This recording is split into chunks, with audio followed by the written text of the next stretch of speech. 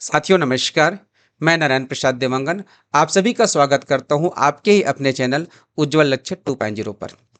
आज हम कुछ ऐसे 10 परिस्थिति आपके बीच लेकर आए हैं जो सबसे ज़्यादा प्रगणक के द्वारा हमारे यूट्यूब चैनल पर पूछे गए हैं।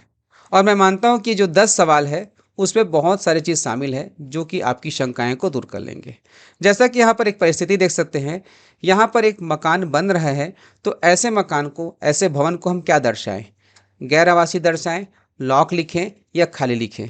तो ऐसी परिस्थिति आपको भी मिलेंगी। यह जो है मेरे ही एचएलबी क्षेत्र का है। अभी तक मैंने 138 जनगणना मकान कंप्लीट कर लिए हैं और आगे लगभग 200 से 250 बचे हुए हैं। तो वो 10 सवाल कौन कौन से हैं इसको देखते हैं। उन 10 सवाल में से आपके कौन से सवाल थे ये बताना। और यदि आपके सवाल यहाँ पे शामिल नहीं हुए हैं तो कमेंट बॉक्स में अपने सवाल को लिख दीजिएगा। नेक्स्ट वीडियो में आपका सवाल का आंसर आ जाएगा। तो चलिए शुरुआत करते हैं। तो 10वें नंबर का जो सवाल है वह है अपेक्षित भवन और जनगणना मकान कितना लिखे। तो जब आप जनगणना कार्य शुरू करने के लिए फील्ड में जाएंगे तो ऐप में सबसे पहले पूछा जाता है अपेक्षित भवन और जनगणना मकान। तो देखेंगे इसके लिए जो है एकदम फिक्स नहीं है। अगर आपके जनगणना जो क्षेत्र है वहाँ पे लगभग 200 भवन हैं तो आप यहाँ पर अपेक्षित भवन में 200 लिखेंगे। अपेक्षित अर्थात आपने अपेक्षा किया है जिसको बाद में जो है बदला जा सकता है। काम शुरू करने के लिए आप उसमें लगभग 200 डाल दीजिए। उसके पश्चात नीचे में आएगा जनगणना मकान कितना लिखे, तो 200 से ज़्यादा लिखेंगे। अब जब आप फील्ड जाएंगे और आपके भवन संख्या जो है कम या ज़्यादा निकलते हैं लास्ट में, तो अंतिम में आप टोटल कैलकुलेशन कर लेंगे कितना हुआ, उसके अनुसार से उनको अपडेट किया जा सकेगा। ठीक है, तो इसमें कोई टेंशन नहीं है, आराम से इसको कर सकेंगे। अगला सवाल है मकान रहने योग्य है, यदि वह खाली है तो क्या लिखे। ये बहुत महत्वपूर्ण सवाल है और इसी में अधिकांश कंफ्यूजन है। कई इसको क्या कर रहे हैं, गैर आवासी में डाल दे रहे हैं, कई जो है खाली में डाल दे रहे हैं। तो ऐसा नहीं है। देखिए वो मकान रहने योग्य है अर्थात मान लीजिए किसी ने एक ब्लॉक बनाया किराया देने के लिए, ठीक है, और किराया देने के लिए बनाया है लेकिन वहाँ पे भी कोई किरायादार नहीं है, तो वो तो रहने के लिए बना है ना, वो गैर आवासी नहीं है। तो वहाँ पर आपको सिंपल से लिखना है, खाली वाले ऑप्शन को आप क्लिक करेंगे, ठीक है, मकान के उपयोग में। और जब खाली लिखेंगे तो वहाँ पर एक बॉक्स आता है जिसमें उपयोग लिखा जाता है, तो उसमें आपको लिखना है खाली किराएदार की आवश्यकता। यहाँ पर मैंने डैश दिया है, वहाँ पर डैश नहीं लगाना है, खाली किराएदार की आवश्यकता है ऐसा लिखना है बस। और उसके बाद आप सीधे लास्ट बिंदु पर चले जाएंगे, सबमिट कर देंगे। सवाल है 8वां नंबर, क्या सिंक करने के बाद सुधार किया जा सकता है? बिल्कुल किया जा सकता है। मैंने इसके लिए एक वीडियो भी बनाया है कि कैसे जो है हम HLO ऐप का उपयोग करें। आपसे कोई मिस्टेक हो गया और वो जानकारी आपको बाद में पता चला जब आपने सिंक कर दिया, तो उसमें घबराने की बात नहीं है। सिंक किए हुए डेटा को भी फिर से सुधारा जा सकता है, बशर्ते यही है कि आपको, है ना, तो वहाँ पर फिर से जाना पड़ेगा, फिर से आपको जानकारी प्राप्त करना होगा। ठीक है, तो इस प्रकार से सिंक करने के बाद भी आप सुधार सकते हैं। अगला सवाल है, एक ही घर में 4 परिवार हैं, ऐसी परिस्थिति आती है, विशेषकर स्लम एरिया में बहुत ज़्यादा आता है। एक ही घर में 4 परिवार है लेकिन शौचालय एक ही है, तब क्या लिखें? तो देखेंगे कोई दिक्कत नहीं है, उसमें 4 परिवार है तो स्थिति देख करके 4 गणना मकान होंगे या जो है एक जनगणना मकान 4 परिवार होंगे, आप उस स्थिति को देख लेंगे। लेकिन यहाँ पे शौचालय की बात हो रही है तो वहाँ पर शौचालय को लिखेंगे शौचालय अन्य परिवार के साथ साझा उपयोग, इसको जो है टिक करना है। ठीक है, सवाल नंबर 6वां, क्या अभी तक आपका कोई सवाल आया? आगे होगा तो बताइएगा। अगला सवाल है आंगनवाड़ी को क्या कोड दे। एकदम सिंपल सा सवाल है, तो इसका आंसर है 4 नंबर का कोड देना है, स्कूल या कॉलेज आदि। क्लियर है?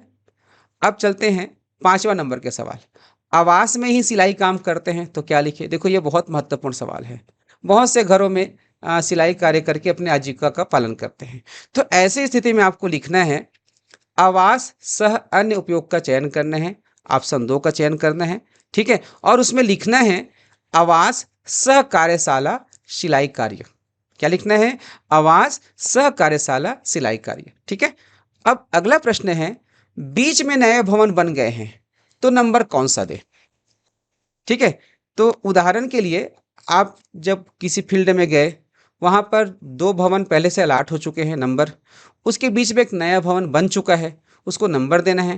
तो एक उदाहरण के तौर पे देखेंगे 40 और 41 भवन नंबर के बीच में एक नया मकान बन गया।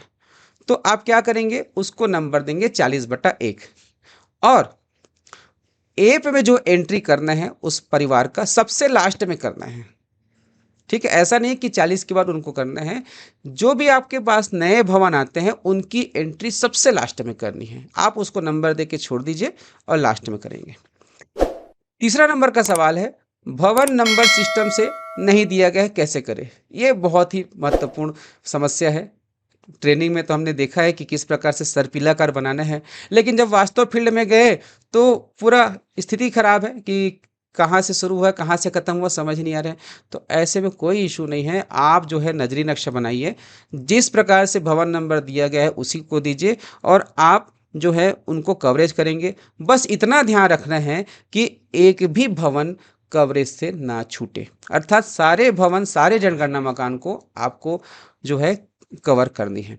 ठीक है, अगला प्रश्न है, बाहर सर्विस करने वाले की मकान की गणना कैसे करना है। उदाहरण के तौर पे अगर कोई कर्मचारी है, उनका गांव में मकान है और वो सर्विस करने के लिए बाहर जा रहा है, बाहर में रहता है, किराए में रहता है, तब कैसे करें। तो देखो, जनगणना जो है मकान का हो रहा है और जिस मकान में जो परिवार रहते हैं उसकी गणना होनी है।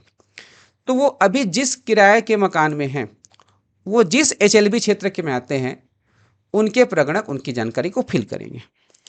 और रही बात उनके गांव की मकान का, तो उस गांव के मकान का जैसा भी उपयोग हो रहा है उस आधार पर आपको समान रूप से एंट्री करना है। यदि वो खाली है तो लिखेंगे खाली है, परिवार रहने के इंतजार में या किराएदार के इंतजार में, लेकिन उसको गैर आवासी नहीं करेंगे क्योंकि वह जो है रहने योग्य है। गैर आवासी का अर्थ अलग होता है। ठीक है, तो वो जो स्थिति है उस अनुसार से लिखेंगे। अगला सवाल है, लास्ट है, जो कि सबसे महत्वपूर्ण है, जो हमारा थंबनेल भी था, ऐसे भवन को क्या दर्शाएं, गैर आवासी, लॉक या खाली। तो देखो, तीनों स्थिति को पहले क्लियर करता हूं। गैर आवासी क्या है, उस भवन में उस मकान में रहने के अलावा अन्य कोई काम हो रहा है। तो यहां पर देखेंगे कोई अन्य काम हो रहा है क्या, यहाँ अन्य काम नहीं हो रहे हैं। लॉक है, लॉक कब लेंगे, जैसे कोई घर है, वहां पर परिवार सामान्य रूप से निवास करता है। ठीक है, लेकिन जब आप जनगणना करने के लिए गए तो वहां पर ताला लगा हुआ था, पड़ोसी ने बताया कि यहाँ परिवार रहते हैं, वो शाम को आएंगे या गांव गए हैं या शादी में गए, वो 2 दिन बाद आएंगे। उस स्थिति में आपको वहां पर लॉक को चयन करना है।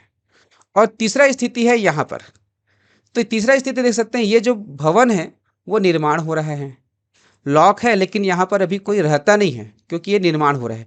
तो ऐसे स्थिति में आपको इसको ऑप्शन 0 को चयन करना है, जिसमें लिखा होता है खाली, और लिखना है खाली निर्माणाधीन।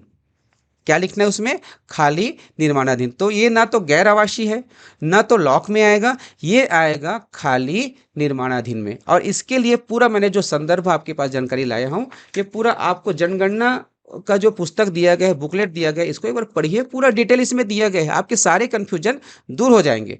फिर भी मैं इसमें जो स्टडी कर रहा हूँ आपके बीच लेकर आऊँगा। अब आपका नेक्स्ट सवाल क्या है, आप वीडियो के कमेंट में लिख दीजिए। आज जनगणना कार्य करने के पश्चात रात में हो या कल सुबह जो है मैं आपके लिए वीडियो लेकर आऊँगा। मिलते हैं अगले वीडियो में जिसमें आपके सवाल होंगे। नमस्कार, चैनल को सब्सक्राइब कीजिए, शेयर कीजिए और लाइक जरूर कीजिएगा। धन्यवाद।